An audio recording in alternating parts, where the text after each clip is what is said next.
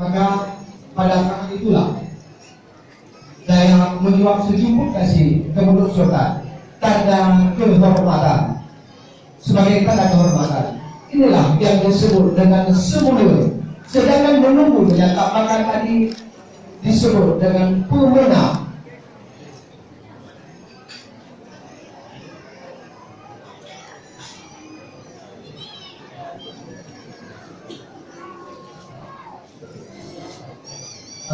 Kita saksikan di mana setelah sultan disuap atau disuruh, ini Dayak tidak mencicipi makanan, tetapi hanya mengambil makanan untuk makan bersama dengan anggota keluarga.